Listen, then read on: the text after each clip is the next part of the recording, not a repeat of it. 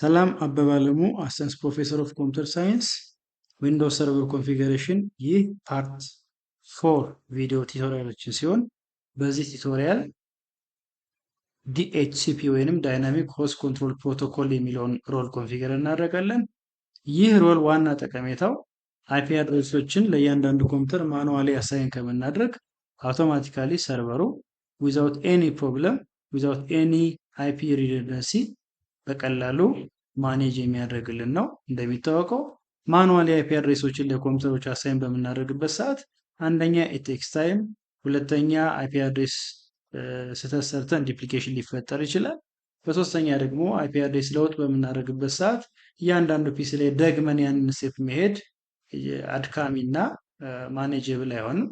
ስለዚህ ዊንዶውስ ሰርቨር በመጠቀም ዲኤችሲፒ የሚለውን ሮል እንዴት ኮንፊገር እንደምናደርግ ለማየት እንሞክራለን። እዚህ ጋር ሲጁዋል አድ ሮልስ የሚለውን ክሊክ እናደርጋለን። ሊስት ኦፍ ሮል ዊል አፒር እንደን እዚህ ጋር ከነዚህ ሮሎች ውስጥ ዲኤችሲፒ የሚለውን ቲክ እናደርጋለን። ፊቸሮቹን አድ እናደርጋለን። እንደን ክሊክ ኦን ኔክስት ሲጁዋል ኢንስቶል ስንለው መጀመሪያ ዲኤችሲፒ ሰርቨሩን ኢንስቶል ያደርግልናል።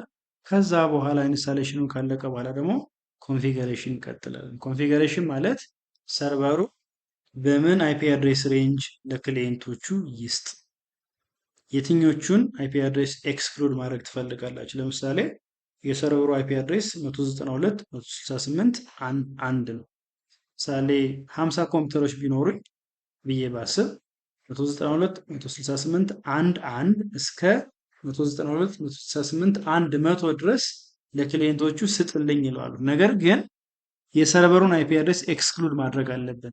192.168.1 ከሚሰጡት አይፒ አድሬስ ሊስቶች ውስጥ ኤክስክሉድ ማድረግ አለብን። ስለዚህ ኦቨርኦል አይፒ አድሬስ ዲፋይን እናደርጋለን፣ ኤክስክሉድ አይፒ አድሬስ ዲፋይን እናደርጋለን። ስለዚህ ሰርቨሩ ለክሊየንቶቹ ኤክስክሉድ አይፒ አድሬስ ሊስት ውጭ ያሉትን ለሌሎቹ ኮምፒውተሮች ላይ አይፒ አድሬሶችን ሴት ያደርጋል ማለት ነው። ምክንያቱም ኤክስክሉድ ካላደረግነው ሰርቨሩ የራሱን አይፒ አድሬስም ለሌላ ክሊየንት እንዲሰጥና አይፒ አድሬስ ዲፕሊኬሽን ሊፈጠር ይችላል ማለት ነው። ስለዚህ ዲኤችሲፒን ኮንፊገር ስናደርግ የአይፒ ሬንጅ 1፣ የኤክስክሉድ ሬንጅ 2፣ ዲፎልት ፖርት ዲፎልት አይፒ አድሬስ ደግሞ ያስፈልገናል። ዲፎልት ጌትዌይ አይፒ አድሬስ ማለት ኮምፒውተሮቹ ኢንተርኔት የሚያገኙበት ሰርቨር አይፒ አድሬስ ያስፈልገናል። ስለዚህ ኦንሊ ሰርቨር አንድ ሰርቨር ብቻ ካላችሁ ኦብቪየስሊ ዲኤንኤሱም ዲኤችሲፒውም ዲፎልት ጌትዌይም ራሱ ሰርቨሩ ስለሚሆን የሰርቨሩን አይፒ አድሬስ ይሰጣለን። ግን ዘ ሪል ኬስ ሴናሪዮ በተቻለ መጠን እያንዳንዱ ሮሎች ሴፓሬት የሆነ ሰርቨር ላይ ኮንፊገር መደረግ አለባቸው ኢፌክቲቭ እንዲሆኑ። ሶ ዩ ዊል ሃቭ a separate DNS server, you will have a separate DHCP server, you will have a separate Active Directory server. So we just complete the installation of DHCP and then we are going to click on this one and then complete the DHCP configuration. Click on next. ይሄ የዲፎልት የአድሚኒስትሬተር አካውንቱ ፕሪቪሌጅ አለው ወይ ነው የሚለው። ፕሪቪሌጅ አለው። ስለዚህ እሱን አውቶራይዝ እናደርጋለን። ደን እዚህ ጋር ተመልሰን መጣና ዲኤችሲፒ የሚለውን ቱልስ ዲኤችሲፒ የሚለውን ክሊክ እናደርግና እዚህ ጋር ነው የአይፒ አድሬስ ሬንጁን ምኑን የምንሰጠው። ሌት ሚ ኤክስፓንድ ኢት። IP4 ላይ መጣና I am going to create a new scope. ኔም ሰጠዋለሁ my organization, my org, DHCP, some kinds of description. Sorry. This is a DHCP server. Click on next. IP address range 192.168.1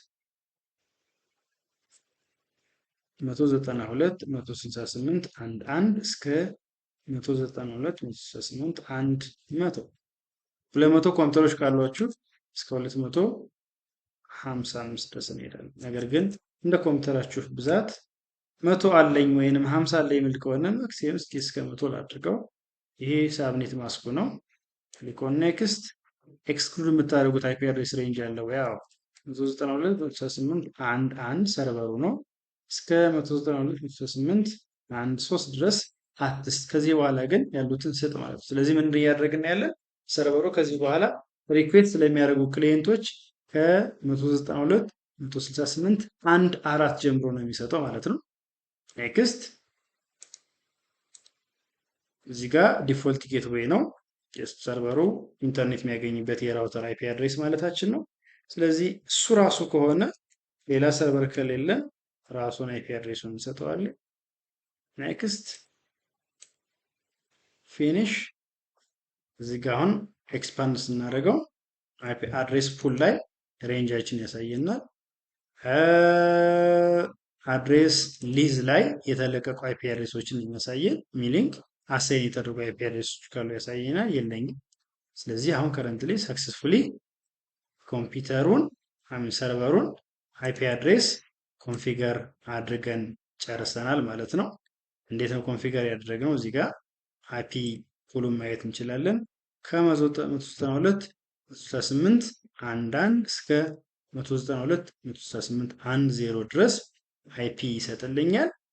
ከ192.168.1.1 እስከ 192.168.1.3 ደግሞ ኤክስክሉድ ያደርገዋል ማለት ነው። ስለዚህ ዲኤችሲፒ ኮንፊገር ስናደርግ አይፒ አድሬስ ሬንጅ እና ኤክስክሉድ ሬንጃችን ማስገባት ይኖርብናል። ስለዚህ ዌኔቨር ኒው ክሊየንት ሪኩዌስት አን አይፒ አውቶማቲካሊ እዚች ቦታ ላይ ይቀመጣል። አይፒ አድሬስ ሪሊዝ የሚለው ላይ ወይም ሊዝ የሚለው ላይ እዚህ ጋር የክሊየንቱ አይፒ ስሙ እና መቼ እንደተሰጠው ሌሎች መሰረታዊ ነገሮች እዚህ ጋር ይቀመጣሉ ማለት ነው። ዚስ ኢዝ ሃው ዊ ጀስት ኮንፊገር አክቲቭ ዳይሬክተሪ ኦን ዊንዶውስ ሰርቨር ኦፕሬቲንግ ሲስተም።